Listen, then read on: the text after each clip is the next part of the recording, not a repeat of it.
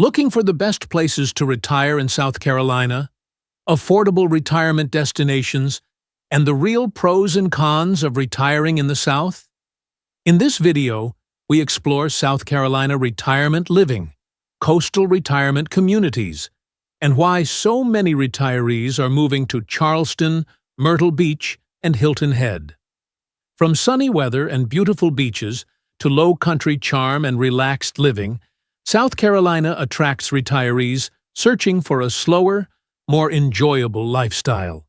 But retirement in South Carolina is not perfect for everyone. There are hidden drawbacks behind the palm trees and Spanish moss that many people overlook. Today, we're looking at the pros and cons of retiring in South Carolina. Let's take a look.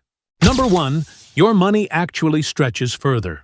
South Carolina doesn't hammer your wallet every few minutes like some other coastal states. Housing remains fairly affordable compared to places like California and the Northeast, and property taxes are surprisingly reasonable for a primary residence. For retirees, this is massive. Your fixed income doesn't feel like it's constantly being hunted down every single month. When you look at the Palmetto State's affordability ranking, they're close to the middle of the pack, while still being a coastal state, which feels unusual in 2026 America. Here's where they rank. Their cost of living comes in at 21st, so slightly below average. Their housing affordability ranks 20th, which is impressive. Obviously, real estate prices and living costs rise the closer you move toward the ocean.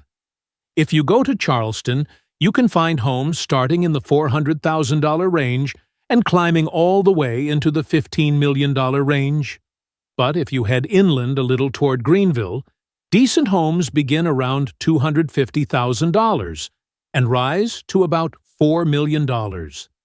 I'd say most of the nicer homes fall somewhere between $350,000 and $450,000.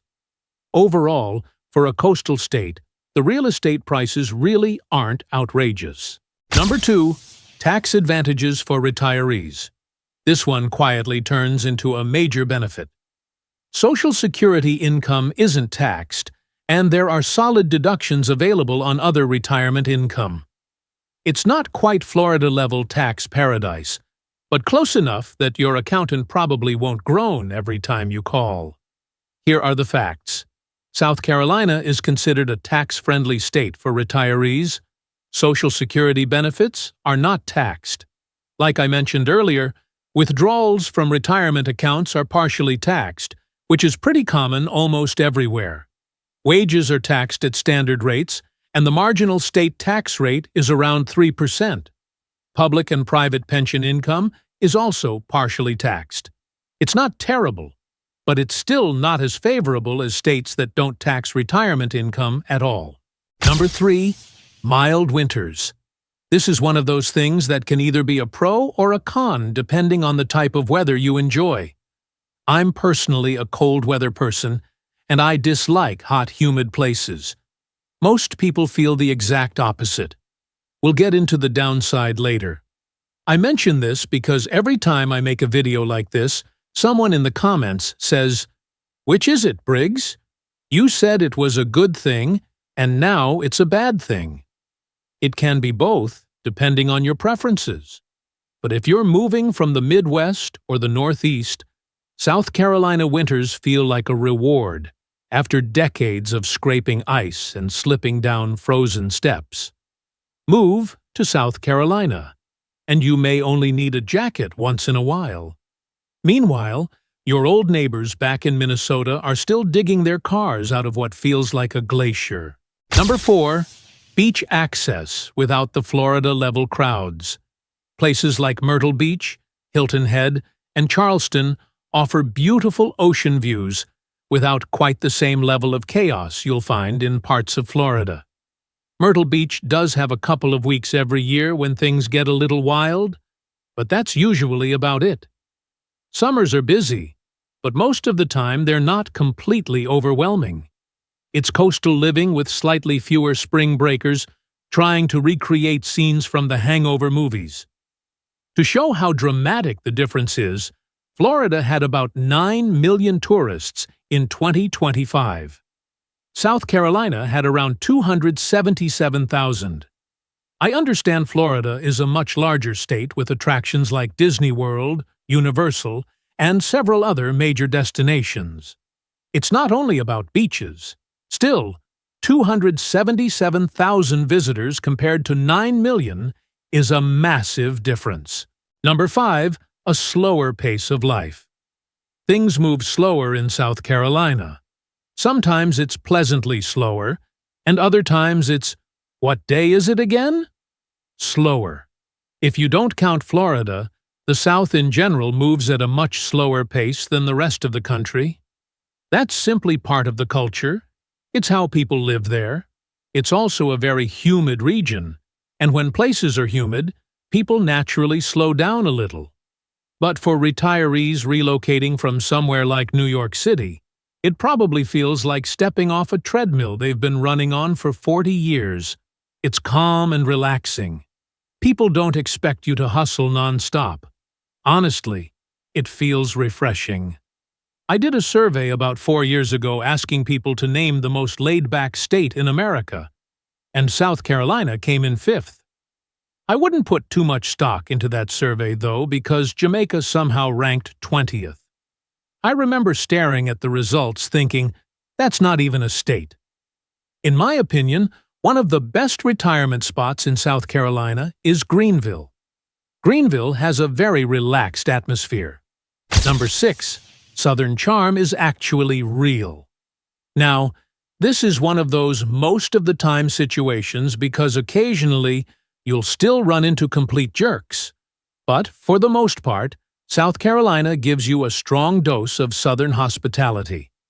South Carolina is deep in the South, and the Deep South takes Southern charm seriously. It's almost like the entire state went through customer service training together. Even the South Carolinians who aren't overly warm are still usually much friendlier than many of the people you'll encounter in places like New Jersey or New York. There are so many places you can choose to live in this country, so why not pick somewhere people might actually be nice to you once in a while? Number 7. Plenty of golf, fishing, and outdoor activities. If your retirement plan includes golf clubs, fishing poles, or simply spending time outside pretending you're staying active, this state definitely delivers. Like most southern states, South Carolina has water everywhere, so fishing is incredibly easy. Whether it's the coast, a lake, a pond, a creek, or a river, you'll find it all throughout the state. I can promise you that no matter where you move, there will be fishing nearby. Basically, there's no shortage of places to spend a Tuesday afternoon avoiding responsibilities you no longer have. Here's an interesting fact. When you look at golf courses per 100,000 residents, South Carolina ranks 11th in the country. Personally, I think those statistics are a little misleading because some of the top 5 states have such tiny populations that even a small number of golf courses sends their ranking through the roof. South Carolina has 373 golf courses in total. Wyoming has only 66 and somehow ranks 4th. When it comes to outdoor activities overall, South Carolina has no shortage of hiking trails and scenic overlooks. You've got Table Rock State Park, Caesars Head State Park, and Jones Gap State Park offering incredible walks and hikes. There's also plenty of mountain biking, especially around Paris Mountain State Park near Greenville and the Forks Area Trail System. Then you've got Sumter National Forest, which also offers top-tier mountain biking opportunities. And of course, with water everywhere, there are endless water activities as well. South Carolina is a fantastic place to live if you want to stay active and enjoy the outdoors. Number 8. Growing retirement communities. South Carolina has quietly been expanding its retirement-friendly communities, especially along the coast and near larger cities. A lot of people either try Florida and leave or simply decide they don't want to retire there in the first place. Many of them end up choosing South Carolina instead. That's one reason it's become the third most popular retirement state. As far as retirement growth in 2025 goes, Florida ranked number 1 with more than 78,000 new senior residents. Arizona came in second with around 23,900. And then there's South Carolina with over 22,000 new retired residents. So, what does that tell you? It means you'll have plenty of neighbors to talk with about how music was better when you were younger, and how nobody fully understands their Medicare plan. Number 9. Summers feel like a wet blanket fresh out of the microwave. All right, I'm not going to sugarcoat this part. I'm just going to tell you the truth. South Carolina gets brutally hot during the summer, and the humidity makes it feel like you're wrapped in a wet blanket fresh out of the microwave. When you step outside for fresh air, it honestly feels like you're breathing soup instead. Then there are the insects. The South is absolutely loaded with bugs. In my opinion, the only place with more mosquitoes is Michigan. But the entire South gets overwhelmed with mosquitoes every single summer. Honestly, though, the heat is probably the thing most likely to wear you down in South Carolina.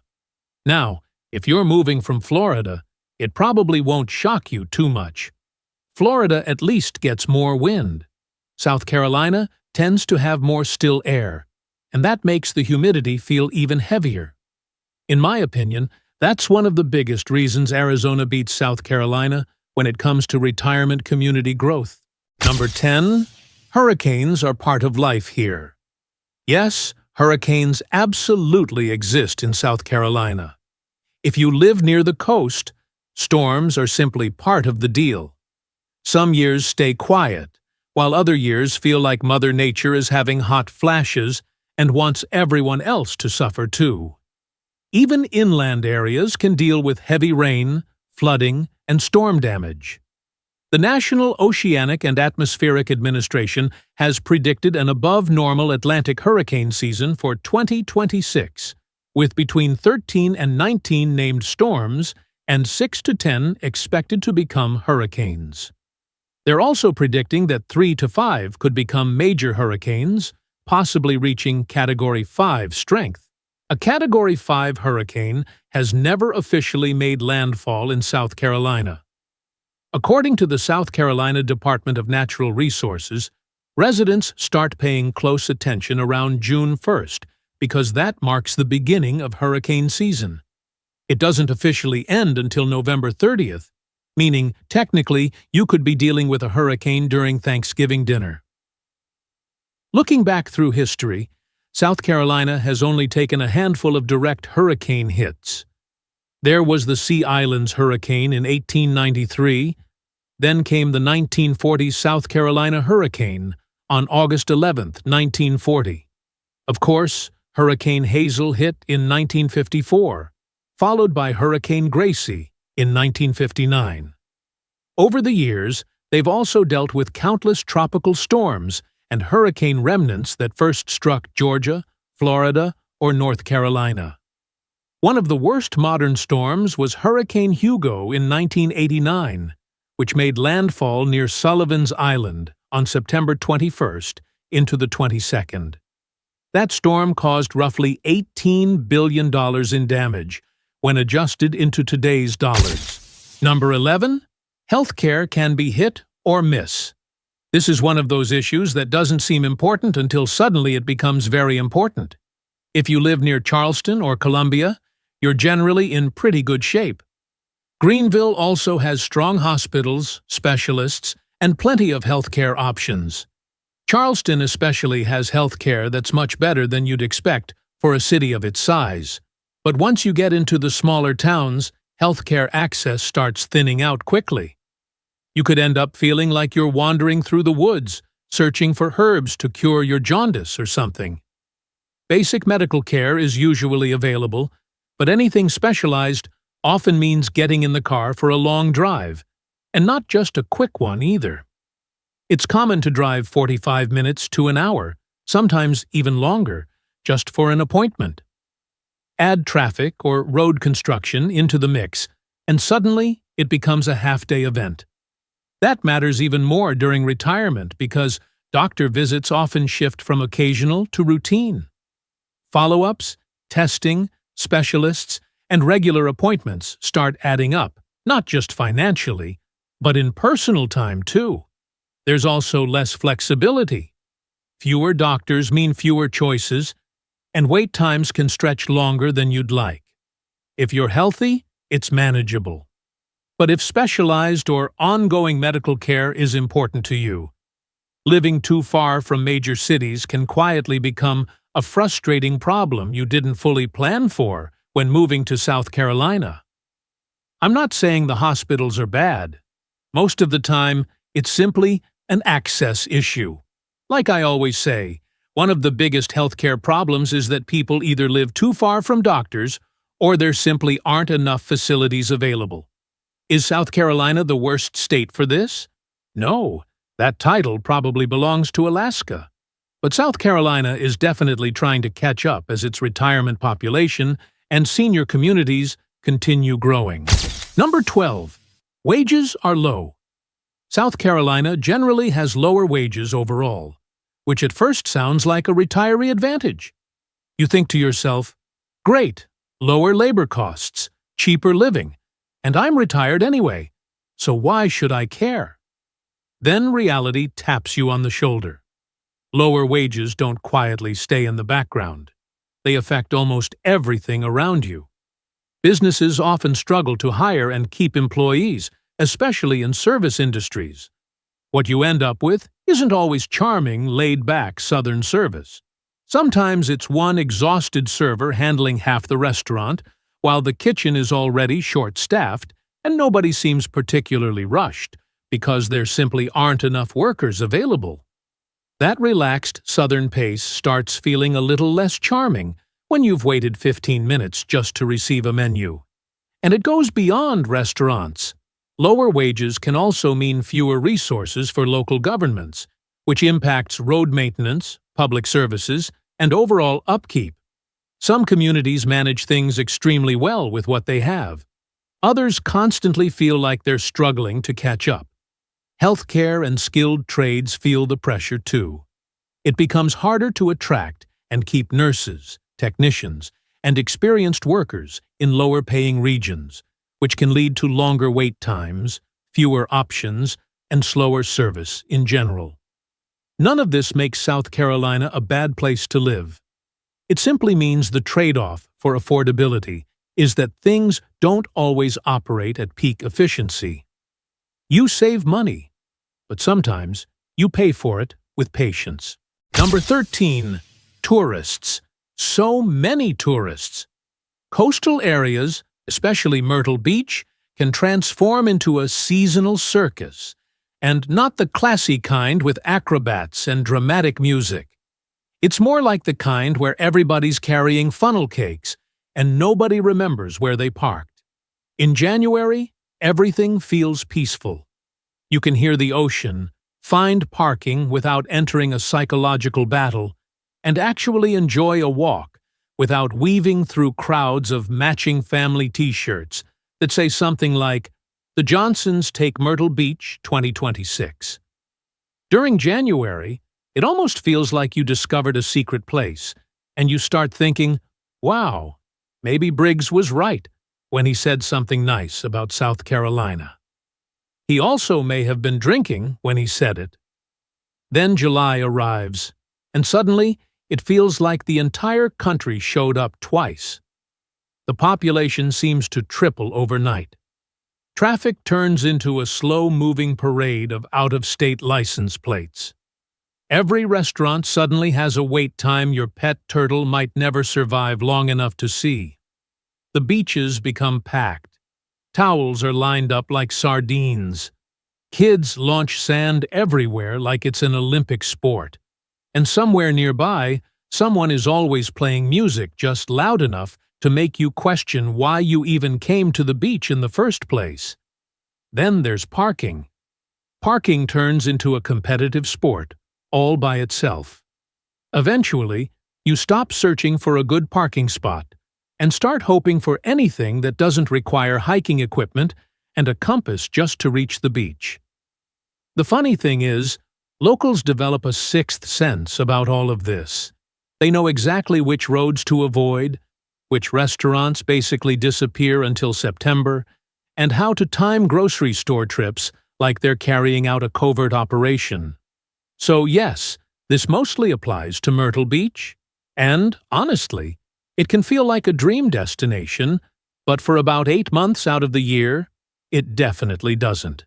And some of the other South Carolina beach towns deal with similar issues too. Myrtle Beach just happens to be the biggest tourist magnet in the state. Number 14. Bugs. Big ones. Confident ones. When you move to South Carolina, you'll meet insects that honestly seem like they're paying rent. Palmetto bugs, which locals politely refuse to call cockroaches, even though that's exactly what they are, definitely make their presence known. You'll be sitting there minding your own business, thinking life is peaceful, and suddenly one appears. Not sneaking around, not hiding, just casually strolling across the wall like it owns the place and you're simply the guest. And here's what makes them different. They're not afraid of you at all. You can stomp, spray, yell, or even try negotiating with them. It won't matter. They'll stare at you like, "You finished?" and continue walking. They also know how to make a dramatic entrance. You won't see one for weeks, and then suddenly one flies out of nowhere like it was launched from a tiny insect cannon. It's basically like your living room suddenly became the set of an action movie. The locals, meanwhile, don't even react anymore.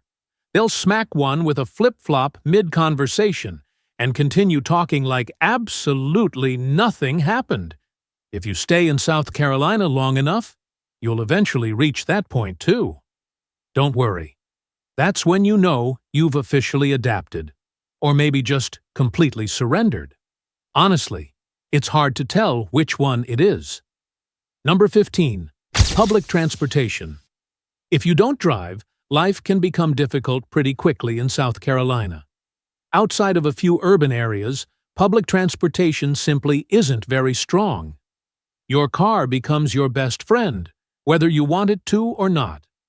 Looking at the statistics, South Carolina ranks 41st in the nation for public transportation. And when it comes to actual usage, it ranks 49th overall. The only state ranking lower once again is Alaska. Apparently, dog sleds don't count as public transportation up there.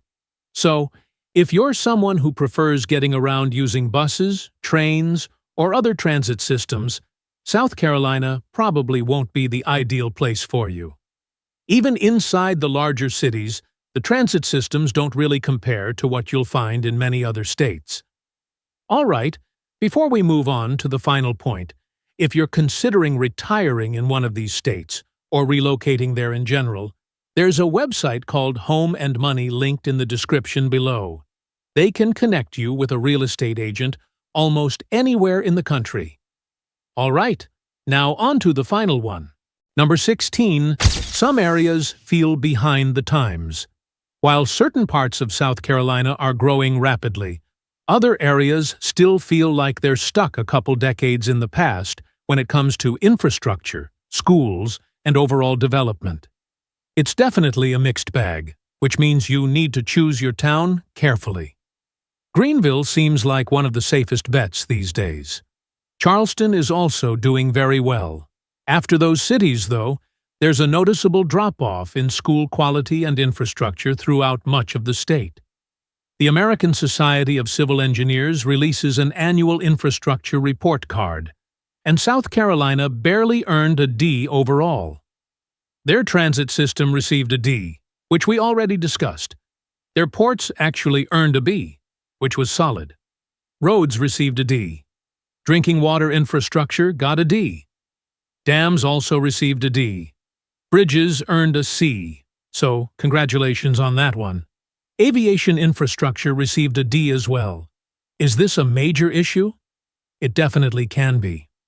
When you're constantly stuck in traffic, dealing with road repairs, or hearing about bridge problems, it can seriously affect your day-to-day lifestyle.